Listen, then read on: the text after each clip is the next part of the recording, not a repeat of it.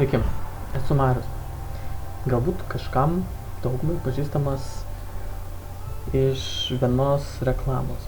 Ta reklama visai neseniai sulaukė tokio neigiamo pripažinimo. Žurnalistų etikos komisija ją pripažino kaip netinkama nepilnamečiams. Esą daro neigiamą įtaką jų vystymuisi. Ir apskritai tai tiesiog įteisino homoseksualių žmonių ir apskritai kalbėjimo apie save, žodžio laisvės cenzūrą. Taigi, norėjau aš seniai sukurti savo video blogą, kad tiesiog kalbėčiau, pasakočiau, kas man aktualu, svarbiom temom pasisakyti. Ir dabar atsirado ši galimybė turėti savo podcastą. Kaip reguliariai kalbėsiu, atsakyti negaliu, bet tiesiog manyčiau, kad galbūt trūksta kažkokio analizuojančio požiūrio mūsų internetinėje erdvėje, būtent lietuvių kalba, iš lietuviškų perspektyvų, aptarimo to, kas šiuo metu vyksta žiniasklaidos socialinėje erdvėje, politikoje ir taip toliau. Taigi, visų pirma, nepamirškime, kad kažkur čia turėtų atsirasti ženklas S, nes ši informacija visa, kas bus kalbama, dėja daro neigiamą informaciją nepilnamečiams.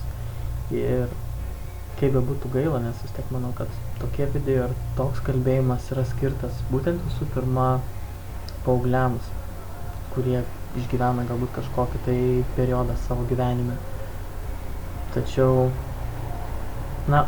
jeigu nieks nematys, tikiu, kad jūs išdrįsite ir jeigu dabar matote, tai jūs ir žiūrite, tai šaunuoliai, taip ir toliau.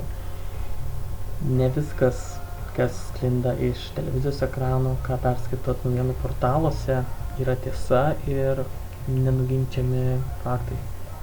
Visada svarbu turėti savo nuomonę ir žinoti, kas yra teisinga ir kas mums visiems priklauso, kaip žmonėm, kas negali būti atimama.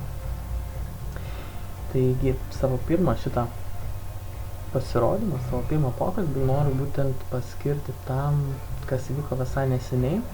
Tai yra prieš keletą savaičių Edgaras iš Klaipėdos, galbūt iš Klaipėdos rajono, patalpino YouTube vaizdo klipą, kuriame jisai prisipažino esąs homoseksualus, papasakojo savo istoriją, kaip jam sekėsi, kaip jisai prisipažino, kokius jisai turėjo santykius. Ir šitas video, kaip ir ko gero buvo galima tikėtis, sulaukė nemenko ažiotažo. Tai yra ir pasidalinimai socialinėje erdvėje, ir straipsniai naujienų portaluose. Be abejo, geriau anksčiau negu vėliau. Matydami užsienio, ypač amerikiečių pavyzdį, tai vyko jau tikrai ne vienerius metus. Žmonės tokiu būdu supranta, kad papasakodami savo istoriją, jie gali padėti kitam žmogui suprasti, kad jis toksai yra, priimti save. Ir toksai dalinimasis informacija, jisai padeda kurti ir bendruomenę. Apie bendruomenės poreikį, ko gero reikia prisiminti, reikės pakalbėti kad nors ateityje. O dabar tas pirmas video, pirmas prisipažinimas iš tiesų ganėtinai ilgai. Aš ir pats norėjau, kad aš būčiau tas pirmas, kad būtent mano prisipažinimas, mano istorija būtų ta pirmoji, nes mačiau, kad Lietuvoje to dar iki tol nebuvo ir kad tą padaryti būtina. Ir pamatęs, ką padarė šis jaunuolis, aš supratau, kad ko gero gerai, kad tai padarė jisai. Nes mano istorija jinai tikrai nebūtų tokia jaudinanti. Aš negalėčiau spausti ašaros, visų pirma, dėl objektyvių priežasčių. Mano istorija nėra liūdna, jinai bent jau iki šiol yra su laiminga pabaiga ir dar pabaigos nėra, tikiuosi, jinai vis dar tęsiasi. Ir dėl to savo istoriją aš papasakosiu kada nors vėliau, kitose klipuose. O dabar tiesiog linkiu Edgarui stiprybės. Jisai be abejo jau yra gavęs didžiulį palaikymą ir nesvarbu, koksai tikslas buvo jo pasirodymo, išgarsėti, būti pamatytam, susirasti antrą pusę.